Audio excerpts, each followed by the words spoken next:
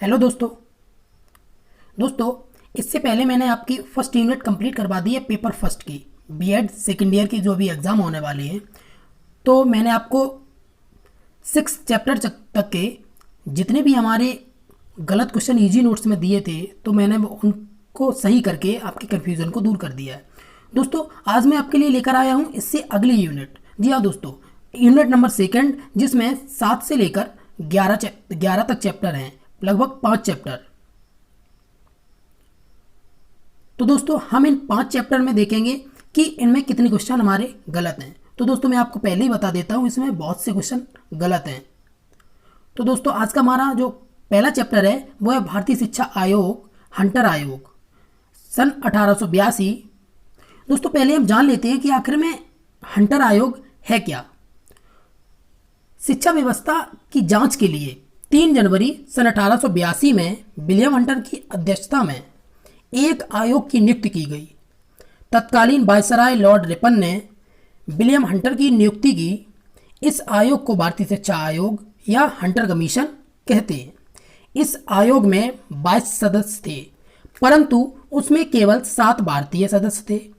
इसलिए यह आयोग केवल नाम मात्र के लिए ही भारतीय आयोग था। वास्तव में इस आयोग में विदेशियों का दबदबा था। तो दोस्तों, हम अब इसके प्रश्नों को हल करते हैं और देखते हैं कि आखिर में इसमें कितने प्रश्न गलत हैं। तो मैं आपको अभी बता देता हूं, इसमें हमारे लगभग 4 प्रश्न गलत हैं। तो चलिए दोस्तों, शुरू करते हैं। दोस्तों, अगर आप चैनल पर नए हैं तो चैनल को सब्सक्राइब कर लें, साथ में बेल आइकन को प्रेस कर लें। दोस्तों, हमारा पहला प्रश्न है, भारतीय शिक्षा आयोग का गठन किया गया। तो भारतीय शिक्षा आयोग का गठन 3 फरवरी 1880 में, 3 फरवरी 1882 में, 6 फरवरी 1890 में, 5 मार्च 1891 में। डेट है ये 82 तो सही दे रखा है ऑप्शन नंबर बी में, लेकिन ये जो 3 फरवरी है, 3 फरवरी न हो करके यहाँ 3 जनवरी है। तो दोस्तों, इसको आप सही कर लेना, यहाँ 3 जनवरी है। ठीक है दोस्तों, चलिए दोस्तों, चलते हैं अगले प्रश्न पे। हमारा अगला प्रश्न है, भारतीय शिक्षा आयोग की किसने नियुक्ति की? लॉर्ड कैनिंग ने, लॉर्ड डलहौजी ने, लॉर्ड रिपन ने, लॉर्ड मैकाले ने। तो दोस्तों, हमारा आंसर है option number C, Lord Ripon ने। हमारा अगला प्रश्न है, सन 1880 में ब्रिटिश लोकसभा द्वारा भारत का गवर्नर जनरल नियुक्त किया गया। लॉर्ड कैनिंग को, लॉर्ड रिपन को, लॉर्ड डलहौजी को, लॉर्ड बेंटिंग को। तो हमारा आंसर है option number B, Lord Ripon को। दोस्तों, हमारा अगला प्रश्न है, भारतीय शिक्षा आयोग के गवर्नर जनरल के कार्यकारिणी सदस्य किसे बनाया गया? BL राइस को, विलियम हंटर को, लॉर्ड डलहौजी को, उपयुक्त में से कोई नहीं। तो दोस्तों, हमारा आंसर है option number B, William Hunter को। हमारा अगला प्रश्न है, शिक्षा आयोग, भारतीय शिक्षा आयोग को और किस नाम से जाना जाता है? भारतीय आयोग के नाम से, भारतीय हंटर आयोग के नाम से, मुदालियर आयोग के नाम से, या फिर राधाकृष्णन आयोग के नाम से? तो दोस्तों, मैं आपको बता दूं, इसका आंसर ऑप्शन नंबर बी है, हंटर आयोग के नाम से हम भारतीय शिक्षा आयोग को जानते हैं। हमारा अगला प्रश्न है, हंटर आयोग में कितने सदस्य थे? तो दोस्तों, मैं आपको बता दूं, इसके ये चारों ऑप्शन गलत हैं। इसमें 22 सदस्य थे, जो मैंने आपको पहले ही बता दिया है। इसमें जो 22 सदस्य थे, इस 22 सदस्यों में 7 सदस्य भारतीय थे। तो दोस्तों, इसमें हमारा कोई भी आंसर सही नहीं है, तो इसमें हमारा 22 सदस्य आंसर होना चाहिए, जो नहीं है तो हम इसको अप्रोक्सीमेट करके यहाँ 20 सदस्य लगा दिया है। हमारा अगला प्रश्न है, हंटर आयोग में कितने सदस्य भारतीय थे? तो 7 सदस्य भारतीय थे। दोस्तों, हमारा अगला प्रश्न है, भारतीय शिक्षा आयोग ने अपने सुझावों एवं संस्तुतियों का कितने पृष्ठ का प्रतिवेदन तैयार किया? दोस्तों, 100 पृष्ठ, 200 पृष्ठ, 600 पृष्ठ, या फिर 800 पृष्ठ? तो दोस्तों, इसमें भी कोई सा आंसर हमारा सही नहीं है। इसमें हमारा आंसर होना चाहिए था 770 पृष्ठ। दोस्तों, इसको हम अप्रोक्सीमेट भी नहीं रख सकते कि इसमें 770 का मतलब है कि 800। तो दोस्तों, हम इसमें 800 भी नहीं कर सकते, क्योंकि इसमें हमें ऑप्शन आंसर दे रखा है ऑप्शन नंबर सी, 600, जो कि सही नहीं है। तो इसका आंसर है 770 पृष्ठ थे। चलिए दोस्तों, अगले प्रश्न पे चलते हैं। हमारा अगला प्रश्न है, भारतीय आयोग ने 600 प्रश्नों का प्रतिवेदन सरकार के समक्ष कब प्रस्तुत किया? तो यहाँ 600 नहीं है, इसको आप सही कर लीजिएगा, ये 770 पृष्ठ है। दोस्तों, हमारा ऑप्शन है 1882 में, 1883 में, 1858 में, या फिर 1859 में। हमारा आंसर है ऑप्शन नंबर बी, 1883 में। दोस्तों, हमारा अगला प्रश्न है, आयोग ने 600 प्रश्नों के प्रतिवेदन में कौन सा महत्वपूर्ण सुझाव एवं संस्तुतियां प्रस्तुत की गई? प्राथमिक शिक्षा, माध्यमिक शिक्षा, कॉलेज शिक्षा। तो हमारा आंसर है ऑप्शन नंबर डी, ये सारी शिक्षाएं जो थी ये सब इंक्लूड थी इसके आयोग के 770 प्रश्नों के प्रतिवेदन में। ये 600 नहीं होगी, ये 770 है। ठीक है दोस्तों, अगले प्रश्न पे चलते हैं। हमारा अगला प्रश्न है, भारतीय शिक्षा आयोग का मुख्य लक्ष्य क्या था? प्रारंभिक शिक्षा की वर्तमान दशा की खोज, माध्यमिक शिक्षा की वर्तमान दशा की खोज, उच्च शिक्षा की वर्तमान दशा की खोज, व्यावसायिक शिक्षा की वर्तमान दशा की खोज। तो दोस्तों हमारा आंसर है ऑप्शन नंबर ए, प्रारंभिक शिक्षा की वर्तमान दशा की खोज। हमारा अगला प्रश्न है, आयोग ने प्राथमिक शिक्षा की प्रगति के लिए कौन सी पहलियों पर संस्तुति प्रस्तुत की? नीति, विधान एवं प्रशासन, विद्यालय प्रशासन या फिर ये सभी। तो दोस्तों हमारा आंसर है ऑप्शन नंबर डी, ये सभी। हमारा अगला प्रश्न है, भारतीय शिक्षा आयोग के अनुसार प्राथमिक शिक्षा का माध्यम कौन सी भाषा होनी चाहिए? अंग्रेजी भाषा, प्रादेशिक भाषा, देसी भाषा या फिर राजकीय भाषा। तो दोस्तों हमारा आंसर है देसी भाषा, क्योंकि देसी भाषा भारतीयों को जल्दी समझ में आती है, तो इसलिए माध्यम जो प्राथमिक शिक्षा का था वो देसी भाषा होना चाहिए। हमारा अगला प्रश्न है, आयोग ने प्राथमिक शिक्षा के विधान और प्रशासन के लिए किसे आदर्श माना है? काउंसिल को, कंट्री काउंसिल है, ये काउंटी काउंसिल नहीं है, ये कंट्री काउंसिल है, कंट्री काउंसिल। उपरोक्त ए और बी दोनों या फिर इनमें से कोई नहीं। तो दोस्तों हमारा आंसर है option number B, country council को। हमारा अगला प्रश्न है, शिक्षा अधिनियमों के अनुसार प्राथमिक शिक्षा का उत्तरदायित्व किसे सौंपा गया? काउंसिल को, कंट्री काउंसिल को, उपयुक्त ए और बी दोनों, इनमें से कोई नहीं।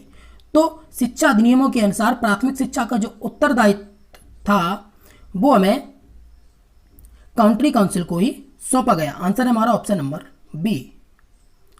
हमारा अगला प्रश्न है, आयोग ने प्राथमिक शिक्षा के किन महत्वपूर्ण पहलुओं पर संस्तुति की थी?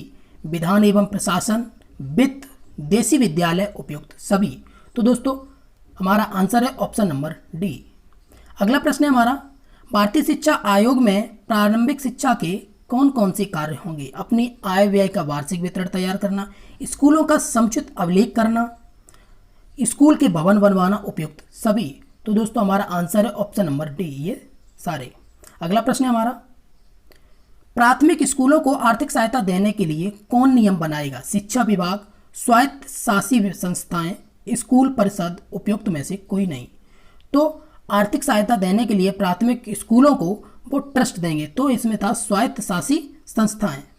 हमारा अगला प्रश्न है, आयोग ने प्राथमिक शिक्षा की विद्यालय प्रशासन के लिए किन विषयों पर संस्तुति दी? पाठ्यक्रम पर, परीक्षा प्रणाली पर, पाठ्य पुस्तकों पर, उपयुक्त सभी। तो हमारा आंसर है ऑप्शन नंबर डी, उपयुक्त सभी। हमारा अगला प्रश्न है, आयोग ने प्राथमिक शिक्षा के लिए प्रशिक्षण में क्या संस्तुतियां प्रस्तुत की? प्रत्येक विद्यालय निरीक्षक अपने अधीनस्थ निरीक्षक कार्यालय विद्यालय कार्य करे। अगला है, राजकीय या सहायता प्राप्त विद्यालयों में आवश्यकताओं की पूर्ति की जाए, शिक्षण स्तर में गुणात्मक सुधार हेतु कार्य किया जाए, या फिर ये सभी। तो हमारा आंसर है ऑप्शन नंबर डी, ये सभी। आयोग के अनुसार प्रारंभिक शिक्षा के लिए प्रांतीय सरकारें कितना कोष स्थानीय निकायों को प्रदान करें? संपूर्ण व्यय का 1/3, स्थानीय कोष का 1/2, उपयुक्त दोनों या इनमें से कोई नहीं। तो हमारा आंसर है ऑप्शन नंबर सी। हमारा अगला प्रश्न है, आयोग के अनुसार प्राथमिक शिक्षा से संबंधित देशी विद्यालयों का भार किसे सौंपा जाए? स्कूल परिषद को, स्थानीय निकाय को, स्थानीय परिषद को, इनमें से कोई नहीं। तो दोस्तों हमारा इसमें भी आंसर जो है वो गलत दे रखा है कि स्थानीय परिषद, तो स्थानीय परिषद ना होकर इसका होगा स्थानीय निकाय। हमारा आंसर है ऑप्शन नंबर बी। हमारा अगला प्रश्न है, सरकार का कर्तव्य प्रत्येक जिले में न केवल एक हाई स्कूल की स्थापना करना है, उसके पश्चात उस जिले की माध्यमिक शिक्षा का प्रसार व्यक्तिगत प्रयासों पर छोड़ देना चाहिए। यह कथन किसने कहा है? तो दोस्तों हमारा आंसर है ऑप्शन नंबर ए, हंटर आयोग ने यह कथन कहा था, विलियम हंटर ने। अगला प्रश्न है हमारा, यदि किसी क्षेत्र में अंग्रेजी शिक्षा के लिए राज्य द्वारा माध्यमिक स्कूल की स्थापना आवश्यक प्रतीत हो तो सहायता अनुदान प्रणाली पर आधारित हो, यह किसने कहा? हंटर आयोग ने, राधाकृष्णन आयोग ने, शिक्षा नीति ने, या फिर मुदालियर आयोग ने? तो दोस्तों ये भी कथन जो है वो हंटर आयोग ने ही कहा था। अगला प्रश्न है हमारा, आयोग ने माध्यमिक शिक्षा में पाठ्यक्रम को कितने भागों में बांटा है? ए कोर्स में, बी कोर्स में, या फिर उपयुक्त ए और बी दोनों, या फिर सा कोर्स में? तो दोस्तों हमारा आंसर है ऑप्शन नंबर सी, आ और बा दोनों में। दोस्तों हमारा अगला टॉपिक है लॉर्ड कर्जन की शिक्षा नीति चैप्टर नंबर 8। हम इसमें देखेंगे कि हमारे कितने प्रश्न गलत हैं। तो चलिए दोस्तों इसको भी कर ही लेते हैं। हमारा पहला प्रश्न है, सन 1898 ईस्वी में भारत के गवर्नर जनरल कौन नियुक्त हुए? Lord Ripon, Lord Curzon, Lord Dalhousie, Lord William Bentinck. तो दोस्तों हमारा जो आंसर है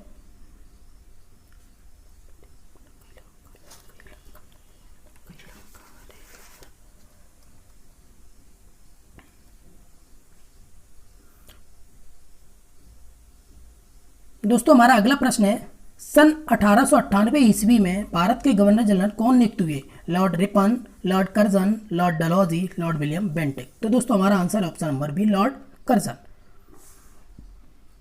अगला प्रश्न है हमारा, लॉर्ड कर्जन किस सभ्यता का पोषक था? प्राच्य सभ्यता का, पाश्चात्य सभ्यता का, या इन दोनों का, या फिर इनमें से कोई नहीं? तो दोस्तों हमारा आंसर है ऑप्शन नंबर बी, पाश्चात्य सभ्यता का। हमारा अगला प्रश्न है, लॉर्ड कर्जन ने कौन सा सम्मेलन गठित किया? तो लॉर्ड कर्जन ने बंगाल शिक्षा सम्मेलन, चेन्नई शिक्षा सम्मेलन, महाराष्ट्र शिक्षा सम्मेलन, शिमला शिक्षा सम्मेलन। शिमला शिक्षा सम्मेलन लॉर्ड कर्जन ने सम्मेलन गठित किया था, यह गठित किया था 1901 में।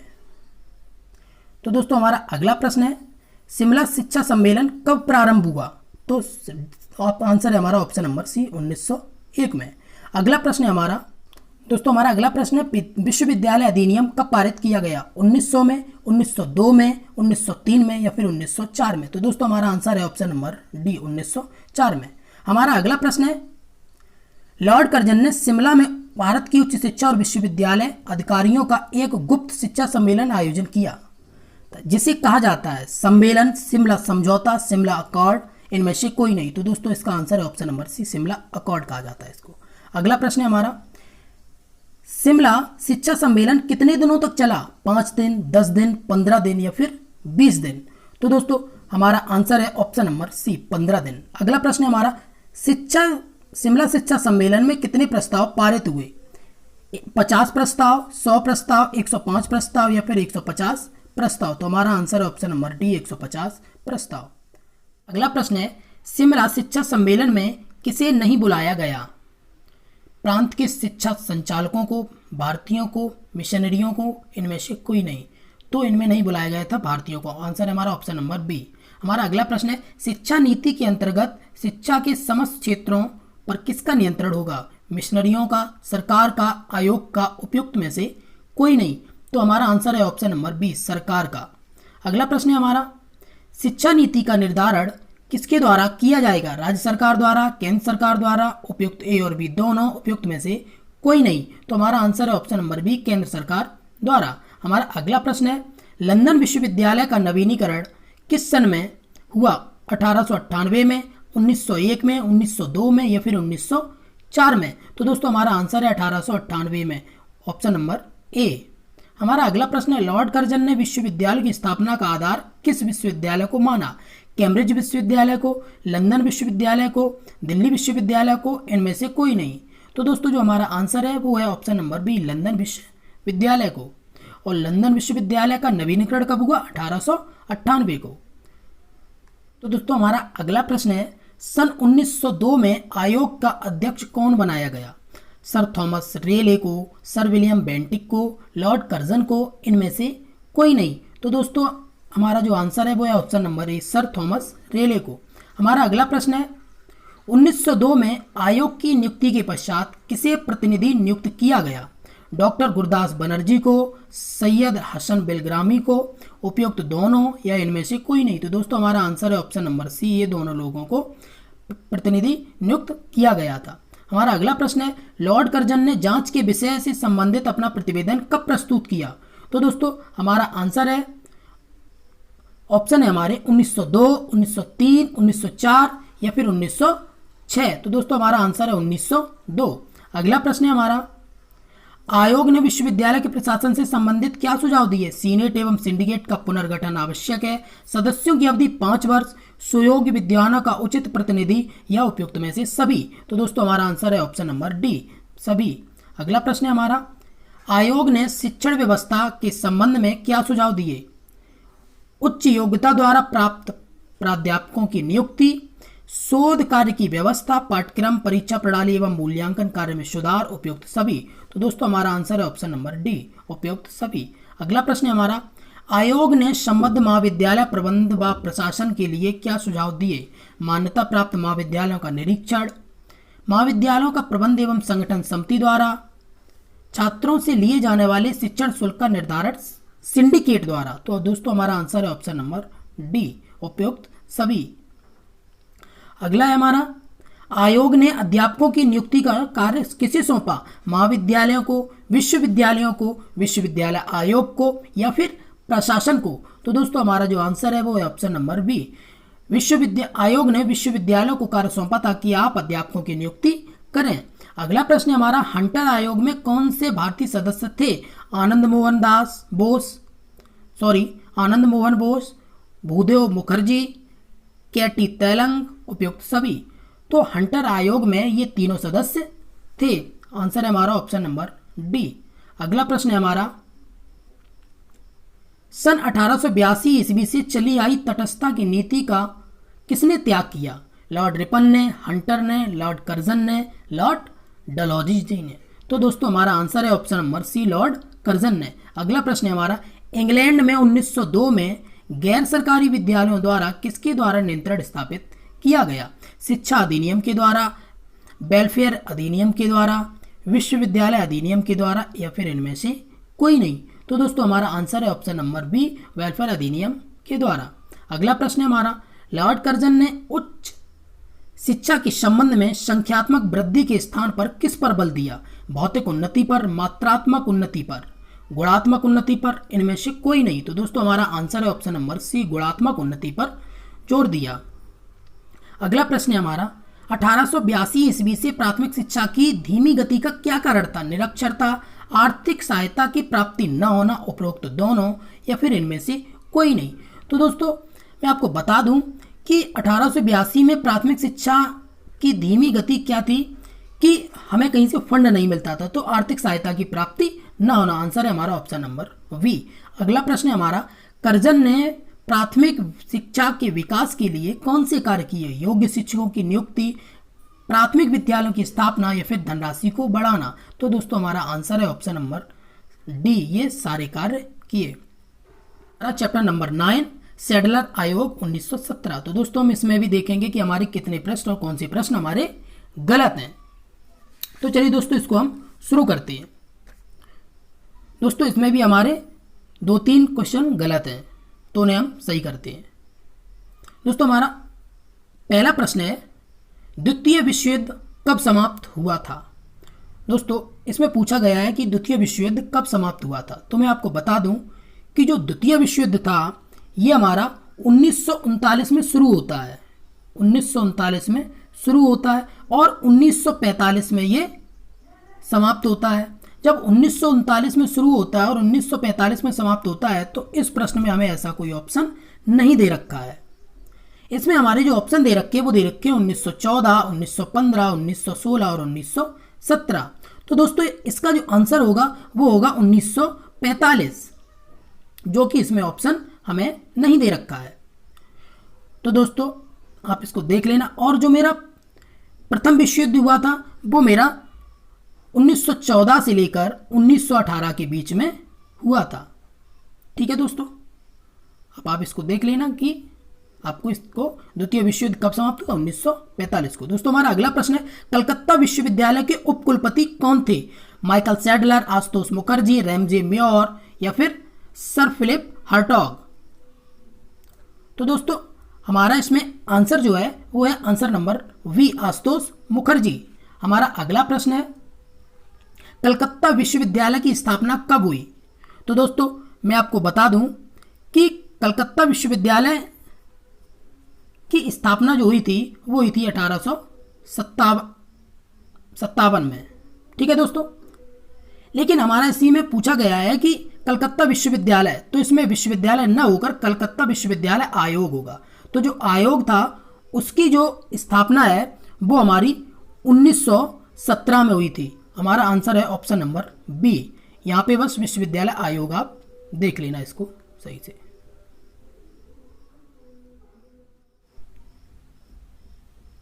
दोस्तों हमारा अगला प्रश्न है, लीड्स विश्वविद्यालय के उपकुलपति कौन थे? Ashutosh Mukherjee, Ramsay Muir, Michael Sadler या फिर फिलिप हर्टॉग। तो दोस्तों हमारा आंसर है option number C, Michael Sadler. हमारा अगला प्रश्न है, कलकत्ता विश्वविद्यालय आयोग के अध्यक्ष कौन थे? Doctor Gregory, Michael Sadler, Ziauddin Ahmad या फिर आशुतोष मुखर्जी। तो दोस्तों हमारा आंसर है option number B, Michael Sadler Calcutta विश्वविद्यालय आयोग के अध्यक्ष थे और ये लीड्स विश्वविद्यालय के उपकुलपति भी थे। हमारा अगला प्रश्न है, कलकत्ता विश्वविद्यालय आयोग को और किस नाम से जाना जाता है? हंटर आयोग, सैडलर आयोग, कोठारी आयोग, इनमें से कोई नहीं। तो दोस्तों इसको हम जानते हैं सैडलर आयोग के नाम से। हमारा अगला प्रश्न है, कलकत्ता विश्वविद्यालय आयोग के सदस्य कौन थे? Doctor Gregory, doctor Michael Sadler, Philip Hartog या फिर उपयुक्त सभी। तो दोस्तों हमारा आंसर है ऑप्शन नंबर डी, उपयुक्त सभी। हमारा अगला प्रश्न है, सैडलर आयोग की जांच के विषय क्या थे? विश्वविद्यालय की स्थिति एवं आवश्यकताओं की जांच, विश्वविद्यालय की समस्याओं का समाधान, विश्वविद्यालय उपस्थिति प्रश्नों पर रचनात्मक नीति का सुझाव या फिर उपयुक्त सभी। तो दोस्तों हमारा आंसर है ऑप्शन नंबर डी, उपयुक्त सभी। अगला प्रश्न है हमारा, सैडलर आयोग ने अपनी रिपोर्ट कब प्रस्तुत की? मार्च 1917 में, अप्रैल 1918 में, मार्च 1919 में, अप्रैल 1920 में। तो हमारा आंसर है ऑप्शन नंबर सी, मार्च 1919 में। दोस्तों हमारा अगला प्रश्न है, सैडलर आयोग की रिपोर्ट कितने भागों में विभाजित थी? 10 भागों में, 13 भागों में, 14 भागों में या फिर 15 भागों में। तो दोस्तों हमारा आंसर है ऑप्शन नंबर बी, ये 13 भागों में विभाजित थी क्या सैडलर आयोग की रिपोर्ट। हमारा अगला प्रश्न है, आयोग के द्वारा माध्यमिक शिक्षा के क्या दोष थे? माध्यमिक शिक्षा की गुणात्मक उन्नति हुई, योग्य अध्यापकों का अभाव था, उपयुक्त शिक्षण सामग्री और शिक्षा के साधनों का अभाव था, उपयुक्त सभी। तो दोस्तों हमारा आंसर है ऑप्शन नंबर डी, उपयुक्त सभी। अगला प्रश्न है हमारा, आयोग ने माध्यमिक शिक्षा से संबंधित क्या सुझाव दिए? गैर सरकारी माध्यमिक स्कूलों को उदारता पूर्वक अनुदान दिया जाए, स्नातक कोर्स 3 वर्ष का हो, इंटर कॉलेज में इंजीनियरिंग, चिकित्सा, वाणिज्य की शिक्षा दी जाए। तो दोस्तों हमारा आंसर है ऑप्शन नंबर डी, ये तीनों बातें संबंधित थी सुझाव से लेकर माध्यमिक शिक्षा से। हमारा अगला प्रश्न है, कलकत्ता विश्वविद्यालय के क्या दोष हैं? छात्रों की संख्या अधिक है, नवीन विश्वविद्यालयों की स्थापना, एक वास्तविक शिक्षण विश्वविद्यालय का निर्माण हो, एकात्मक शिक्षण विश्वविद्यालय की स्थापना हो। तो दोस्तों इसका जो दोष था वो था कि छात्रों की संख्या बहुत अधिक थी। हमारा अगला प्रश्न है, आयोग ने भारतीय विश्वविद्यालय में स्नातक कोर्स की अवधि कितने वर्ष करने पर बल दिया? 2 वर्ष, 3 वर्ष, 4 वर्ष। तो दोस्तों हमारा आंसर है ऑप्शन नंबर बी, 3 वर्ष। हमारा अगला प्रश्न है, आयोग ने भारतीय विश्वविद्यालयों में कितने कोर्सों को चलाने का सुझाव दिया? पास कोर्स, ऑनर्स कोर्स, उपयुक्त दोनों या फिर इनमें से कोई नहीं। तो दोस्तों हमारा आंसर है ऑप्शन नंबर बी, दोनों कोर्स चलाने का सुझाव दिया। अगला प्रश्न है हमारा, विश्वविद्यालय में कौन सी समिति स्थापित की जाए? कोर समिति, सिंडिकेट समिति, उपयुक्त दोनों या फिर इनमें से कोई नहीं। तो दोस्तों हमारा आंसर है ऑप्शन नंबर सी। अगला प्रश्न है हमारा, विश्वविद्यालय में किन विषयों की उच्च शिक्षा देने पर बल दिया? व्यावसायिक शिक्षा, इंजीनियरिंग शिक्षा, चिकित्सा शिक्षा या फिर इनमें से सभी। तो दोस्तों हमारा आंसर है ऑप्शन नंबर डी, इनमें सभी। अगला प्रश्न है हमारा, सैडलर आयोग ने स्त्री शिक्षा से संबंधित क्या सुझाव दिए? बालिकाओं के लिए पर्दा स्कूल की व्यवस्था, special board of women's education का निर्माण, उपयुक्त दोनों या फिर इनमें से कोई नहीं। तो दोस्तों हमारा आंसर है ऑप्शन नंबर सी, उपयुक्त दोनों। हमारा अगला प्रश्न है, प्रौद्योगिकी शिक्षा के आयोग ने क्या सुझाव दिए? पाठ्यक्रम में प्रौद्योगिकी शिक्षा को सम्मिलित करना, परीक्षा की व्यवस्था करना, सफल छात्रों की उपाधियों और उपयुक्त सभी। तो दोस्तों हमारा आंसर है ऑप्शन नंबर डी, ऑप्शन उपयुक्त सभी। अगला प्रश्न है हमारा, कलकत्ता विश्वविद्यालय आयोग का प्रतिवेदन सुझाव एवं सूचना का स्रोत रहा है, सूचना का सतत स्रोत रहा है, भारतीय शिक्षा के इतिहास में इसकी महत्व असीम है, यह कथन किसने कहा है? तो दोस्तों हमारा आंसर है option number A, Arthur Matthew द्वारा यह कथन कहा गया था। दोस्तों हमारा अगला प्रश्न है, ढाका विश्वविद्यालय की स्थापना कब हुई? 1917 में, 1918 ईस्वी में, 1919 ईस्वी में, 1920 ईस्वी में। तो हमारा आंसर है ऑप्शन नंबर डी, 1920 ईस्वी में। हमारा अगला प्रश्न है, कलकत्ता अधिवेशन में कांग्रेस ने किस सन में जनता के समक्ष राष्ट्रीय शिक्षा व्यवस्था की मांग की? दोस्तों हमारे ऑप्शन है सन 1904 में, सन 1906 में, सन 1907 में या सन 1910 में। तो दोस्तों जो हमारा आंसर है वो है ऑप्शन नंबर बी, सन 1906 में। दोस्तों हमारा अगला प्रश्न है, बंगाल में किसकी अध्यक्षता में राष्ट्रीय शिक्षा समिति का गठन किया? गुरदास बनर्जी, रविंद्रनाथ टैगोर, गोपाल कृष्ण गोखले या फिर इनमें से कोई नहीं। तो दोस्तों मैंने आपको पहले ही बता दिया था, गुरदास बनर्जी। आंसर है ऑप्शन नंबर ए। हमारा अगला प्रश्न है, सैडलर कमीशन की सिफारिशों का उच्च शिक्षा पर प्रभाव पड़ा? बहुत अच्छा, साधारण, बुरा, इनमें से कोई नहीं। हमारा आंसर है ऑप्शन नंबर ए, बहुत अच्छा प्रभाव पड़ा। भारत में दैध शासन प्रणाली लागू की गई सन 1919 में, सन 1920 में, सन 1921 में, सन 1922 में। तो दोस्तों हमारा आंसर है ऑप्शन नंबर सी, सन 1921 में। हमारा अगला प्रश्न है, ब्रिटिश संसद ने रॉयल कमीशन की नियुक्ति कब की? 8 नवंबर 1920 में, 8 नवंबर 1922 में, 8 नवंबर 1927 में या 8 दिसंबर 1928 में। तो दोस्तों हमारा आंसर है ऑप्शन नंबर सी, 8 नवंबर 1927 में। आप इसको ये भी ऐसे भी याद कर सकते हैं कि भारत में जब साइमन कमीशन आया तो साइमन कमीशन सन 1927 में आया था। तो सन 1927 में साइमन कमीशन आया तो साइमन कमीशन का ही नाम रॉयल कमीशन था। रॉयल कमीशन के अध्यक्ष कौन थे? तो रॉयल कमीशन के जो अध्यक्ष थे वो जॉन साइमन थे। हमारा आंसर है ऑप्शन नंबर सी। अगला प्रश्न हमारा, रॉयल कमीशन को किस नाम से जानते हैं? तो रॉयल कमीशन को साइमन कमीशन के नाम से जानते हैं। दोस्तों हमारा ये भी अगला टॉपिक है, वर्धा शिक्षा योजना, बुनियादी शिक्षा, सन 1937। तो दोस्तों हम इसके भी प्रश्न जान लेते हैं कि इसमें हमारे क्या प्रश्न कुछ गलत हैं या नहीं है। तो चलिए दोस्तों शुरू करते हैं। ब्रिटिश संसद ने भारत सरकार अधिनियम कब पास किया? 1930 में, 1932 में, 1934 में या फिर 1935 में। हमारा आंसर है ऑप्शन नंबर डी, 1935 में। दोस्तों थोड़ा जल्दी जल्दी करते हैं क्योंकि बहुत सी टॉपिक अभी कंप्लीट कराने हैं। भारत सरकार अधिनियम कब लागू हुआ? 1934 में, 1935 में, 1936 में, 1937 में। तो दोस्तों हमारा आंसर है ऑप्शन नंबर बी, 1935 में। हमारा अगला प्रश्न है, हरिजन नामक पत्रिका का प्रकाशन कब हुआ? जुलाई 1935 में, 1936 में, जून 1936 में, जुलाई 1937 में, जुलाई 1938 में। इसका आंसर है ऑप्शन नंबर सी, जुलाई 1937 में। और हरिजन नामक पत्रिका जो थी वो गांधी जी द्वारा प्रकाशित की गई थी। हमारा अगला प्रश्न है, अखिल भारतीय शिक्षा सम्मेलन कहाँ हुआ? गुजरात में, पंजाब में, हरियाणा में, लखनऊ में। हमारा आंसर है ऑप्शन नंबर ए, गुजरात में। अगला प्रश्न है हमारा, अखिल भारतीय शिक्षा सम्मेलन कब हुआ?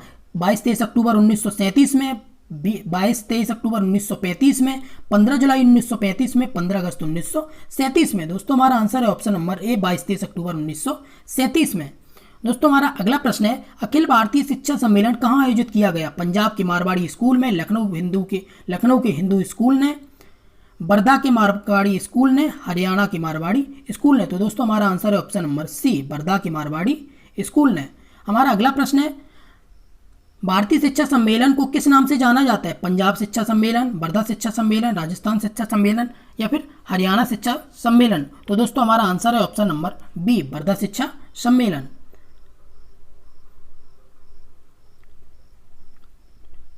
दोस्तों हमारा अगला प्रश्न है, साक्षरता न तो शिक्षा का प्रारंभ है और न अंत, यह विभिन्न साधनों में एक साधन है जिसके द्वारा पुरुषों और स्त्रियों को शिक्षित किया जा सकता है। यह कथन किसने कहा? जाकिर हुसैन ने, गांधी जी द्वारा या फिर उपयुक्त दोनों या फिर इनमें से कोई नहीं। तो दोस्तों हमारा आंसर है इसमें option number B, Gandhi ji द्वारा यह बात कही गई थी कि साक्षरता ना तो शिक्षा का माध्यम है और ना अंत, यह विभिन्न साधनों में से एक साधन है जिसके द्वारा पुरुष और स्त्रियों को शिक्षित किया जा सकता है।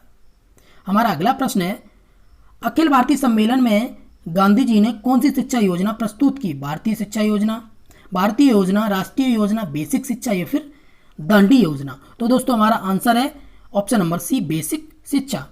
दोस्तों हमारा अगला प्रश्न है, वास्तविक शिक्षा वह है जो बालकों की आध्यात्मिक, बौद्धिक और शारीरिक क्षमताओं को उनके अंदर से बाहर प्रकट करे और उद्दीपित करे। यह कथन किसने कहा? गांधी जी द्वारा, दयानंद का, विवेकानंद का या फिर जाकिर हुसैन का? तो दोस्तों हमारा आंसर है option number B, Dayanand ji का। वर्धा या बेसिक शिक्षा किस पर आधारित थी? शिल्प पर, निःशुल्क शिक्षा पर, प्राथमिक शिक्षा पर या फिर उपयुक्त सभी पर? तो दोस्तों हमारा आंसर है ऑप्शन नंबर डी, उपयुक्त सभी पर। अगला प्रश्न है हमारा, शिक्षा सम्मेलन में गांधी जी ने किस शिक्षा पर बल दिया?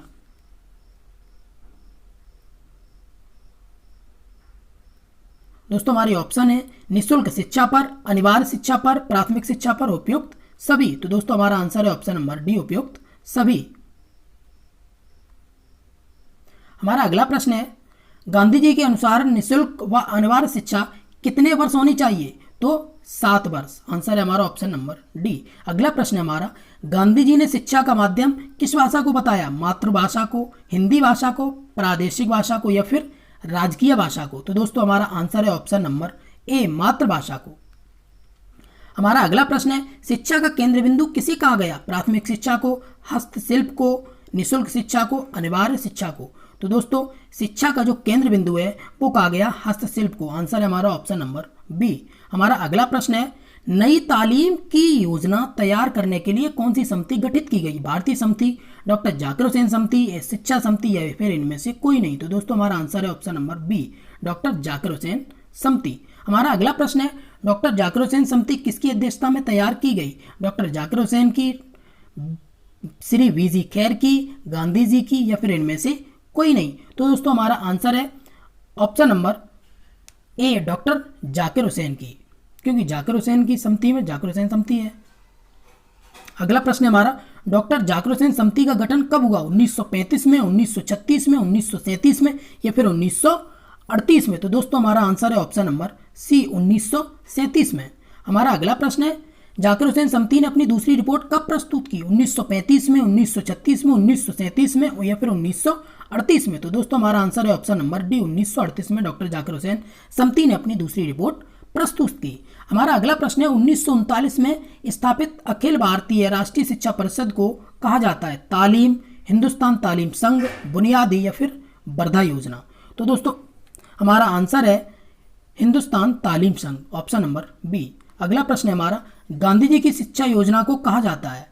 वर्धा शिक्षा योजना, बुनियादी शिक्षा योजना या फिर बेसिक शिक्षा या फिर उपयुक्त सभी? तो दोस्तों हम गांधी जी की शिक्षा योजना को इन तीनों नामों से जानते हैं। तो हमारा आंसर है ऑप्शन नंबर डी। अगला प्रश्न है हमारा, बेसिक शिक्षा चाहे बच्चों को, चाहे वे नगरों के हों या ग्रामों के हों, भारत में सब में से सर्वप्रथम एवं स्थायी बातों से जोड़ती है। ये बात कही वीजी खैर ने, जाकिर हुसैन ने या फिर गांधी जी ने या फिर इनमें से कोई नहीं? तो दोस्तों हमारा आंसर है ऑप्शन नंबर सी, गांधी जी द्वारा ये बात कही गई। दोस्तों हमारा अगला प्रश्न है, वर्धा शिक्षा योजना में कितने वर्ष तक के बालक और बालिकाओं के लिए शिक्षा व्यवस्था थी? 4 से 8 वर्ष की आयु के लिए, 6 से 10 वर्ष की आयु के लिए, 6 से 14 वर्ष की आयु के लिए, 7 से 15 वर्ष की आयु के लिए? तो दोस्तों हमारा आंसर है ऑप्शन नंबर सी, 6 से 14 वर्ष की आयु के लिए। अगला प्रश्न है हमारा, वर्धा शिक्षा योजना के अंतर्गत किस प्रकार की शिक्षा व्यवस्था थी?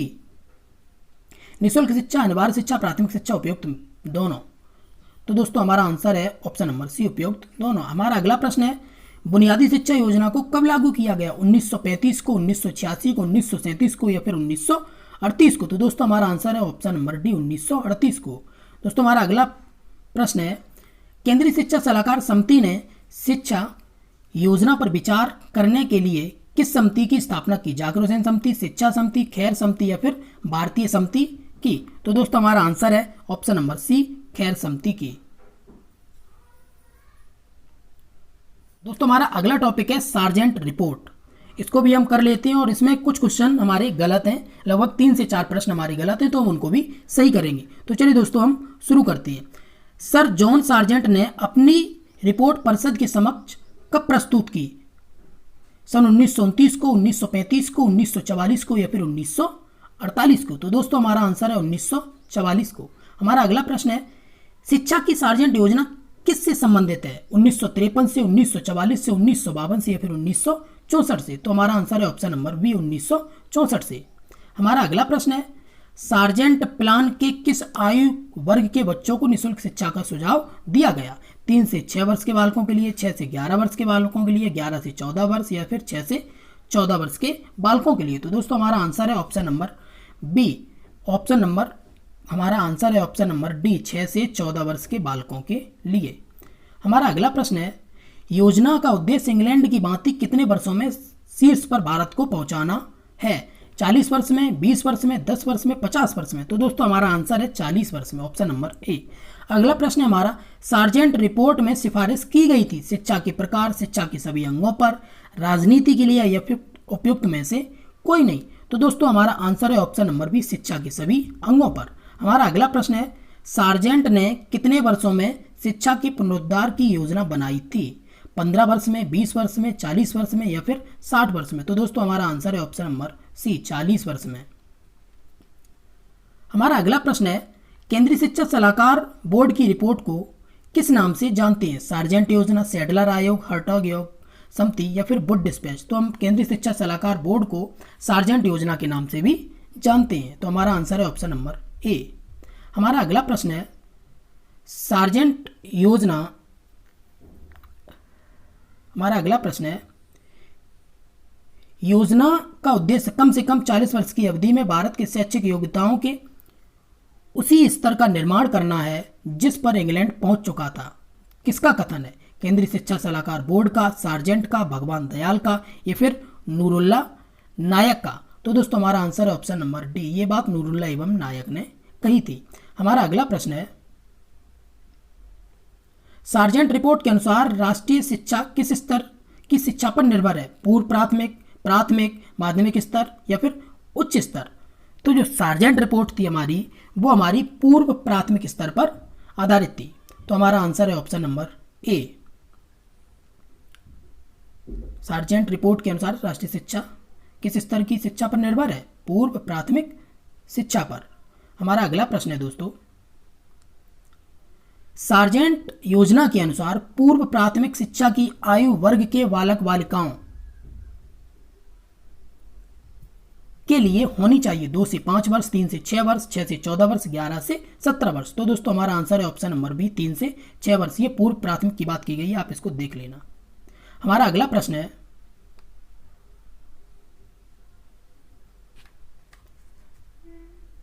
नगरों में शिशुशालाएं अलग से खोली जानी चाहिए, यह सिफारिश किस रिपोर्ट ने की? वुड रिपोर्ट ने, यशपाल समिति ने, सार्जेंट रिपोर्ट ने या फिर गोखले बिल ने? तो हमारा आंसर है option number C, Sargent report ने। अगला प्रश्न है हमारा, शिशुशालाओं का मुख्य उद्देश्य शिशुओं को किस प्रकार की शिक्षा प्रदान करना है? सामाजिक अनुभव की शिक्षा, शिष्टाचार की शिक्षा, शिल्प कला की शिक्षा या फिर उपयुक्त? ए और बी दोनों? तो दोस्तों हमारा आंसर है ऑप्शन नंबर डी, ए और बी दोनों। अगला प्रश्न हमारा, शिशुशालाओं में नियुक्ति की जानी चाहिए केवल अध्यापकों की, केवल अध्यापकों की, अध्यापक अध्यापिका दोनों की या फिर इनमें से कोई नहीं? तो दोस्तों हमारा आंसर है ऑप्शन नंबर बी, केवल अध्यापकों की नियुक्ति की जानी चाहिए शिशुशालाओं में। हमारा अगला प्रश्न है, पूर्व प्राथमिक शिक्षा पर कम से कम कितने करोड़ वार्षिक व्यय का अनुमान था? 4 करोड़, 3 करोड़, 2 करोड़, 5 करोड़? तो दोस्तों हमारा इसमें आंसर है ऑप्शन नंबर बी, 3 करोड़। अगला प्रश्न है हमारा, सार्जेंट रिपोर्ट कितने भागों में विभाजित थी? 12 भागों में, 4 भागों में, 8 भागों में और 7 भागों में? तो ये 4 भागों में विभाजित थी। हमारे 4 भाग ये निम्नलिखित हैं।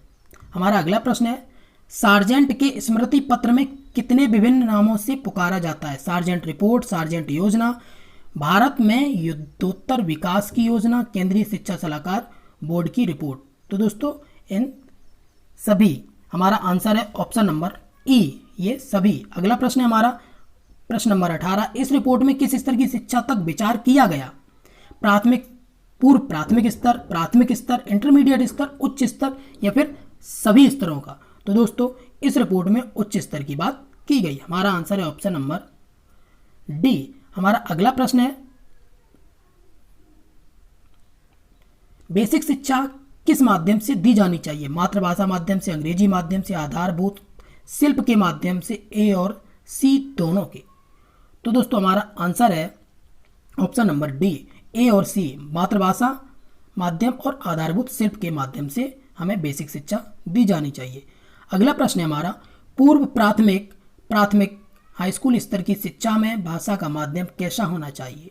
अंग्रेजी, क्षेत्रीय भाषा, अंग्रेजी व क्षेत्रीय, या फिर मातृभाषा? तो दोस्तों हमारा जो आंसर है वो है ऑप्शन नंबर डी, मातृभाषा होना चाहिए। अगला प्रश्न है हमारा, पूर्व प्राथमिक व प्राथमिक विद्यालयों में परीक्षा का प्रकार कैसा होना चाहिए? आंतरिक परीक्षा, बाह्य परीक्षा, ए और बी दोनों, कोई नहीं? तो दोस्तों हमारा आंसर है कि पूर्व प्राथमिक या फिर प्राथमिक, ये परीक्षाओं का सेंटर कहीं बाहर नहीं जाना चाहिए, इसलिए ये आंतरिक इंटरनल एग्जामिनेशन होना चाहिए। आंसर है हमारा ऑप्शन नंबर ए, आंतरिक परीक्षा। दोस्तों हमारा अगला प्रश्न है, बेसिक शिक्षा को कितने भागों में बांटा गया है? 2 भागों में, 3 भागों में, या फिर 4 भागों में, या फिर 5 भागों में? तो दोस्तों हमारा आंसर है ऑप्शन नंबर ए, 2 भागों में बांटा गया है बेसिक शिक्षा को। हमारा अगला प्रश्न है, हाई स्कूल की शिक्षा किस आयु वर्ग के बालकों के लिए उपलब्ध होनी चाहिए? 6 से 14 वर्ष, 11 से 16 वर्ष, 12 से 18 वर्ष, या फिर 11 से 17 वर्ष? तो दोस्तों हमारा आंसर है ऑप्शन नंबर डी, 11 से 17 वर्ष। अगला प्रश्न है हमारा, सार्जेंट योजना ने हाई स्कूल के छात्रों से कितने प्रतिशत फीस लेने की सिफारिश की? तो दोस्तों हमें इस इजी नोट्स में इसका आंसर दे रखा है 60%। दोस्तों मैं आपको इसमें एक बात क्लियर कर देता हूँ कि सार्जेंट रिपोर्ट जो आई तो उसने ये कहा, हाई स्कूल के छात्रों के लिए उसने एक योजना बनाई थी कि 50% जो छात्र हैं वो तो निःशुल्क पढ़ेंगे। कैसे पढ़ेंगे? निःशुल्क, और 50% छात्रों से फीस ली जाएगी। तो दोस्तों अगर हम इसका एवरेज निकालें तो इसका निकल के आता है 50%। तो इसका आंसर होना चाहिए 50%। हमारा अगला प्रश्न है, इस योजना के अंतर्गत छात्रों और शिक्षकों का कितने प्रतिशत अनुपात होना चाहिए? मैं आपको बता दूं कि सार्जेंट जो योजना थी, इस योजना के अंतर्गत 3 अनुपात थे छात्रों और शिक्षकों के। तो मैं तीनों अनुपात आपको बता देता हूं। तीनों अनुपात हमारे थे कि जो जूनियर स्तर था वो एक अध्यापक के बीच में 30 छात्र होने चाहिए जूनियर स्तर के लिए। सीनियर स्तर के लिए एक शिक्षक के लिए 25 छात्र होने चाहिए, और हाई स्कूल स्तर के लिए एक शिक्षक के लिए 20 छात्र होने चाहिए। तो दोस्तों इसमें से हमारे एक भी आंसर सही नहीं है, क्योंकि इसमें हमें एक 30 दे रखा है, एक 20 दे रखा है, बस एक 25 और एक 50 नहीं दे रखा है। तो दोस्तों इसलिए इसमें आंसर हमारे 2 भी हैं, एक 20 भी है और एक 30 भी है, और इसमें एक और है, एक 25 भी है कि एक शिक्षक पे 25 छात्र। तो दोस्तों इसमें आंसर कोई भी सही नहीं है।